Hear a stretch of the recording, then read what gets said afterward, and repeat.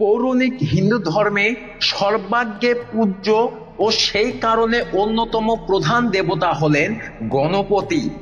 তাই গণেশের পুজো করা হলে যে যে কথা মাথায় রাখা আবশ্যিক তা জেনে নিন। তুলসী পাতা। পৌরাণিক কাহিনী অনুসারে দেবাদিদেব মহাদেবের পাশাপাশি পার্বতী পুত্র গণেশের পুজোতেও তুলসী পাতা ব্যবহার করা হয় না। কথিত আছে, একবার ভগবান গণেশ তুলসীকে অভিশাপ দিয়েছিলেন যে তার পুজোয় যেন কোনোভাবেই তুলসী পাতা ব্যবহার করা না হয়। ভগবানের পুজোয় দূর্বা ঘাস ব্যবহার করা যাবে। চন্দ্র। গণেশ ও চন্দ্র দেবতার সম্পর্ক একেবারেই ভালো নয়।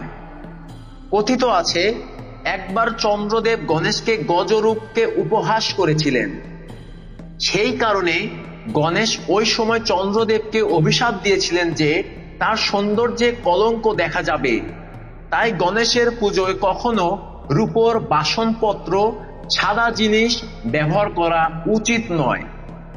সাদা চন্দনের পরিবর্তে হলুদ চন্দন, সাদা কাপড়ের পরিবর্তে হলুদ কাপড় ও হলুদ পবিত্র সুতো ব্যবহার করুন। তাই প্রতি চতুর্থী তিথিতে চন্দ্র দেখা শাস্ত্রে নিষিদ্ধ। জল মিশ্রিত অন্ন। সনাতন ধর্ম মতে ধানকে অক্ষত বলা হয়। এর অর্থ হলো ধান কখনো ক্ষয় হয় না, অক্ষতই থাকে। ভগবান গণেশের পুজোয় ভুল করেও ভাঙা চাল নিবেদন করবেন না, পরিবর্তে আস্ত চাল ব্যবহার করুন। তবে সেই চালের যেন কোনো অংশে ফাটল বা ভাঙা না থাকে। বিশ্বাস করা হয় যে গণেশের পুজোয় ভেজা চাল ব্যবহার করা হয়। কেতকী ফুল।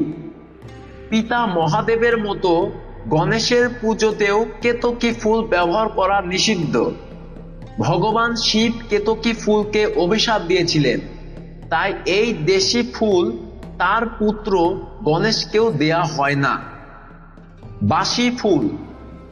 ভগবান গণেশের পুজোয় ভুল করেও বাসি বা শুকনো ফুল নিবেদন করবেন না। যদি পুজোর সময় তাজা ফুল কাছে না থাকে তাহলে সেগুলি কোনোভাবেই নিবেদন করবেন না, কেবল দূর্বা নিবেদন করতে পারেন। তবে ভুল করেও শুকনো বা শুকিয়ে যাওয়া ফুল দেবেন না, তাতে ভগবান ক্রুদ্ধ হন ও বাস্তু দোষও হয়। ভুল করেও পুজোয় শুকনো ফুল নিবেদন করবেন না, তাতে বাড়িতে সুখ শান্তি কমে যায়, নেগেটিভ শক্তিরও বৃদ্ধি ঘটে।